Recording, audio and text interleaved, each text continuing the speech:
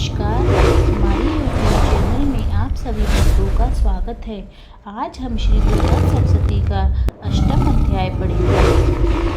गुरु दुर्गे माता भवानी की जय। ऋषि बोले, चंड तथा मुंड दोनों दैत्यों के मारे जाने पर एवं बहुत सी सेना के क्षय हो जाने पर असुर महाप्रतापी शुंभ के चित्त में भारी क्रोध पैदा हो गया। उसके सभी दैत्यों की सेना को युद्ध के लिए आज्ञा दे दी। उसने कहा, आज उदय नामक 86 दैत्य सेनापति अपनी सारी सेना को लेकर चले। कंबू नामक 84 सेनापति भी अपनी सेना के साथ युद्ध के लिए निकले और मेरी आज्ञा से 50 करोड़ वीर कुल के असुर तथा सौधर्म कुल के सेनापति सेनाओं के साथ कूच कर दें और फिर मेरी आज्ञा से कालिक मौर्य दो काल के सभी असुर तैयार होकर शीघ्र प्रस्थान करें। भयंकर शासन करने वाले असुरराज शुंभ ने इस प्रकार आज्ञा देकर स्वयं भी बहुत सी सहस्त्रों सेनाओं के साथ प्रस्थान कर दिया। चंडिका जी ने देखा कि अब इस ओर भयानक सेना साथ लेकर शुंभ आ रहा है। तब उन्होंने अपने धनुष की टंकार करके पृथ्वी आकाश के मध्य भाग को बुझा दिया। हे राजन, उस समय सिंह ने बड़ी भारी गर्जना की। फिर अंबिका जी ने घंटा बजाकर उस गर्जना को और भी बढ़ा दिया। धनुष की टंकार से उनकी गर्जना एवं घंटे के नाद से सभी दिशाओं के गूंज जाने पर भयानक शब्दों से काली जी ने भी अपना मुख फैलाया और गर्जना की। उस शब्द को सुनकर दैत्य सेनाओं ने चारों ओर से आकर तेजी से काली को क्रोध के साथ घेर लिया। इस अवसर के मध्य में हे राजन, दैत्यों के नाश के लिए तथा देवताओं की वृद्धि के लिए अत्यंत बल एवं पराक्रम से संपन्न होकर ब्रह्मा, विष्णु, स्वामी कार्तिक, इंद्र आदि देवों की शक्तियाँ उन्हीं के शरीरों से निकलकर उन्हीं रूपों से चंडिका के पास आ गईं। जिस देवता का जो रूप जैसे भूषण तथा वाहन है, उन्हीं वस्तुओं के संपन्न होकर तब देवता शक्ति वही रूप धारण कर दैत्यों के साथ युद्ध करने आ गई। ब्रह्मा जी की शक्ति, जिसे ब्राह्मणी कहा जाता है, वह अक्षय सूत्र कमंडल से शोभित थी, सबसे प्रथम उपस्थित हुई। महेश्वर की शक्ति वृषभ पर विराजमान, सुंदर त्रिशूल धारण किए, महाशर्पों के कंकड़ धारण किए, मस्तक पर चंद्र रेखा सुशोभित थी, माहेश्वरी शक्ति आ गई।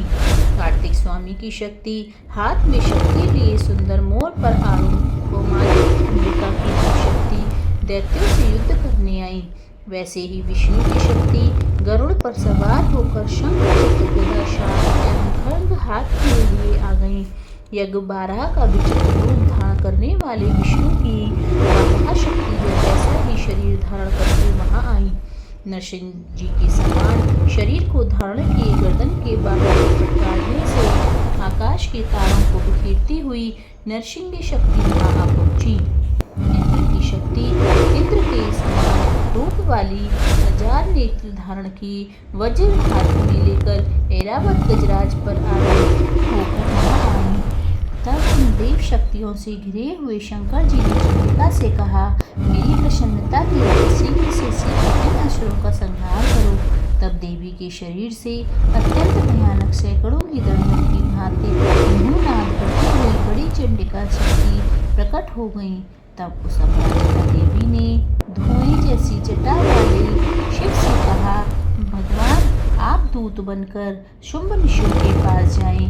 वहां जाकर उन अभिमानी शुंभ निशुंभ दानवों को तथा युद्ध में आए हुए दूसरे दानवों को कहें कि हे दानवों, यदि तुम लोग जीना चाहते हो तो त्रिलोकी का राज्य इंद्र प्राप्त करे। सभी देवता यज्ञ करें और तुम लोग पाताल में चले जाओ। यदि तुम्हें कुछ बल का अभिमान हो और युद्ध की अभिलाषा हो तो आ जाओ। तुम्हारे मांस से ये गीदड़ियां तृप्त हो जाएंगी। इस कार्य में स्वयं शिव जी को देवी जी ने नियुक्त किया। वह शिव शक्ति संसार में शिवदूती के नाम से प्रख्यात हुई। जब शिव द्वारा कथित देवी जी के वचन उन महासुरों ने सुने तो क्रोध में आ गए और जहाँ कात्यायनी देवी स्थित है उस ओर बढ़ने लगे, जहाँ उस देव शत्रुओं ने बाण शक्ति ऋषि द्वारा आयुधों से देवी जी पर वर्षा करना आरंभ कर दिया। तब टंकोर करके धनुष द्वारा बाण छोड़कर देवी जी ने खेल ही खेल में उनके फेंके हुए बाण, शूल, शक्ति, परशु आदि शस्त्रों को काट गिरा दिया।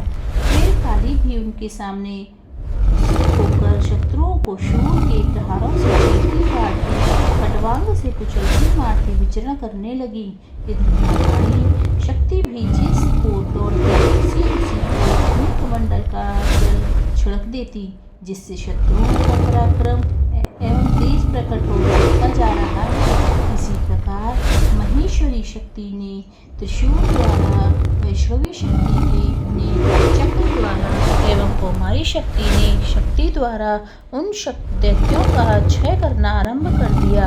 एवं शक्ति के वज्र गिराने से सैकड़ों दैत्य दानव विदीर्ण होकर रुधिर के पनाले बहाते हुए पृथ्वी पर गिरने लगे। वारही शक्ति ने तो कुछ एक को तो तुरंत प्रहार से मार गिराया। इतने एक दैत्यों की छातियां उन ताड़ों के अग्रभाग से चीर डाली। वाराह मूर्ति ने चक्र द्वारा बहुत से दैत्य चीर डाले। इतने दैत्यों को नरसिंह शक्ति अपने नाखूनों से विलीन करके खाने लग गई। अपनी गर्दन से दिशा आकाश को पूर्ण करती हुई युद्ध स्थल में घूमने लगी। इतने ही दैत्य शिवमूर्ति के कठोर से भयभीत होकर पृथ्वी पर गिरते गए। इस प्रकार अत्यंत कुपित होकर अनेकों उपाय द्वारा बड़े दैत्यों को मात्र गणों को देखकर देव शत्रुओं के सैनिक भागने लगे।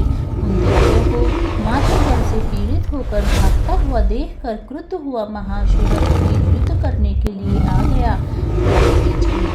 शरीर से एक धीर बूंदू जब पृथ्वी पर गिरती, तब उसी के समान बलवान दूसरा महासुर पैदा हो जाता। उस महासुर ने आकर इंद्र शक्ति के साथ युद्ध किया।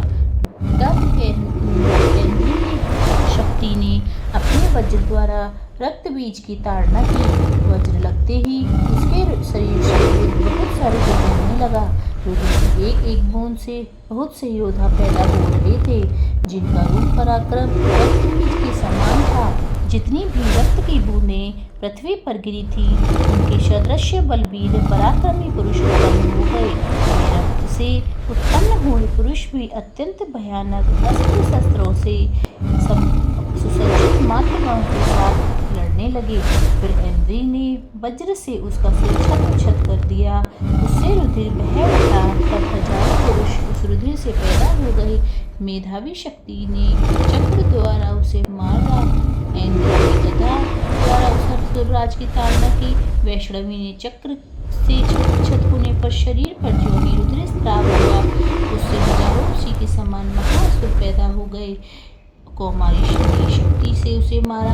वाराही तलवार से माहेश्वरी ने महाअसुर रक्तबीज का त्रिशूल से हनन किया। उस दैत्य ने भी गदा द्वारा सभी मातृगणों को पृथक मारा। उस समय रक्तबीज बड़े गुस्से में समाविष्ट था। शक्ति शूल आदि आयुधों से कई बार विक्षत होने पर उसके शरीर से खून पृथ्वी पर गिरते ही सैकड़ों असुर उत्पन्न हो चुके थे।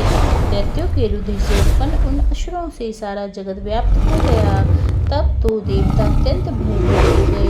देवताओं को डरा हुआ देखकर एवं उदास देखकर तब शीघ्र ही चंडिका ने काली से कहा, हे चामुंडे, अपना मुंह तुम और भी विस्तार से फैला दो।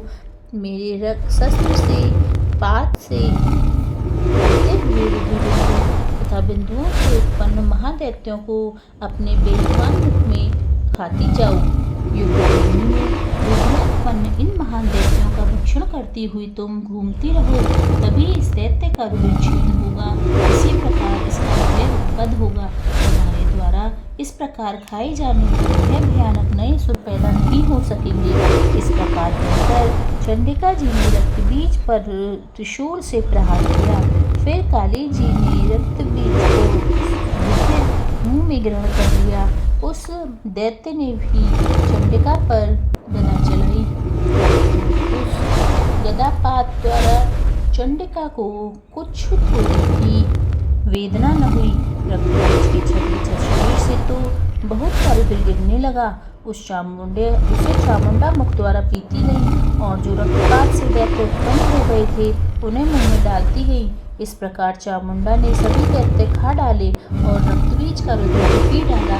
तब देवी ने शूल, वज्र, बाण, तलवार, दृष्टि आदि आयुधों से रुधिरहीन उन महाअसुर को मार डाल दिया।